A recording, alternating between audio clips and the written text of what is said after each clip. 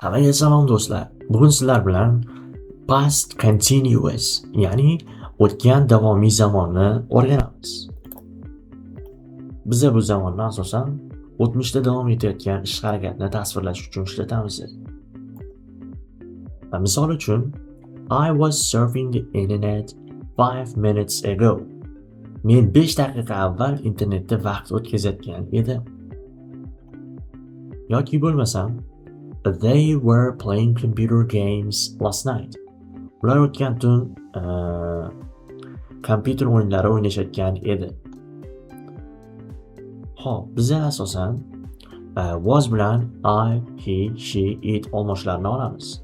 Va were bilan you, we, they olmoshlarini ishlatar ekanmiz. Biza past continuousni ishlatishimiz kerak bo'lgan asosiy 3 ta holat mavjud. Bular birinchisi, o'tgan zamonda ma'lum vaqtda davom etayotgan ish harakatni aytsak. Misol uchun, I was going to university at 8:30 yesterday. Men kecha soat 8:30 da universitetga ketayotgan edim. He was watching TV 2 hours ago. U 2 soat avval televizor tomosha qilayotgan edi. Bizda ikkinchi holatimiz bu ikki ish bir vaqtda davom etayotgan bo'lsa, ya'ni parallel tarzda. I was listening to music while I was doing my homework. Ya'ni uyga vazifamni qilayotgan paytda men qo'shiq eshitayotgan edim. Keyingisi bizda they were playing football while it was raining. Yomg'ir yog'ayotgan paytda ular futbol o'ynashayotgan edi.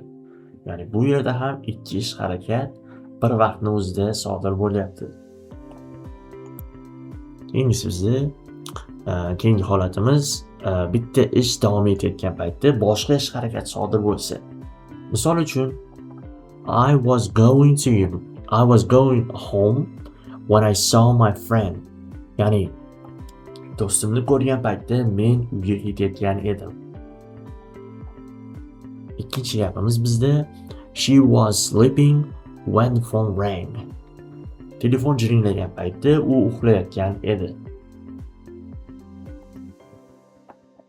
Endi bizda past continuousni direct shaklda tuzilishini ko'radigan bo'lsak, avval bizda subject, keyin was were, keyin verb, undan keyin ing qo'shib yuboramiz verbga va oxirida object keladi. Bitta gap bo'ladigan bo'lsak, I subjectga I oldim, was were dan bitta was ni olganman, sababi biz I bilan was olmoshini ishlatamiz. Keyin verbga play ni oldim va unga ing qo'shib yubordim.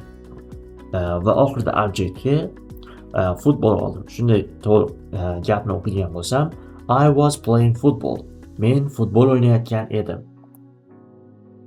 Va inkor shaklini ko'radigan bo'lsak, avval subject, keyin was were, keyin not qo'shib yuboramiz, keyin verb, keyin ing va oxirida object.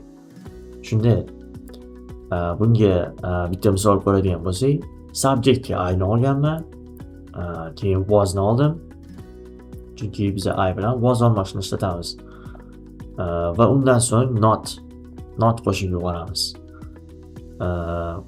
Undan so'ng esa verb ing, ya'ni playing ni qo'shib yubordim. So'ng esa oxirida object, ya'ni football. Shunday to'liq gapni o'qigan bo'lsam, I wasn't playing football. Men futbol o'ynamayotgan edim. Va bizda so'roq shaklida was were subjectdan oldinga chiqadi. Shunda avval bizda was were, keyin subject, keyin verb, keyin ing va oxirida object. Shunchaki subjectdan oldinga chiqarib qo'ysak bo'ldi was were ni. Bunaqa qiyin joyi yo'q. Shunda was I playing football? Men futbol o'ynayotgan edimmi? Va bizda oxirida keywordslar ham mavjud. Bular yesterday kecha, last night o'tgan tun, last month o'tgan oy, last year o'tgan yil, 2 days ago 2 kun avval. 3 months ago. 3 oy avval. 10 hours ago. 10 soat avval. When qachonki while paytida. Xullas, shu tarzda bizda keywordlar mavjud. Misol uchun siz 2 days ago ni o'rniga 4 days ago, ya'ni 4 kun avval qilishingiz mumkin. Yoki 10 hours ago ni o'rniga misol uchun 5 hours ago yoki 3 hours ago, ya'ni 3 soat, 5 soat avval qilib gaplarni o'zgartirib ishlatishingiz mumkin. Xo'p do'stlar, bugun sizlarga o'rgatmoqchi bo'lganlarim shundan iborat edi. Agar videoni foydali deb topgan bo'lsangiz, like bosib kanalimizga obuna bo'lishni unutmang. E'tiboringiz uchun rahmat. Sog' bo'ling.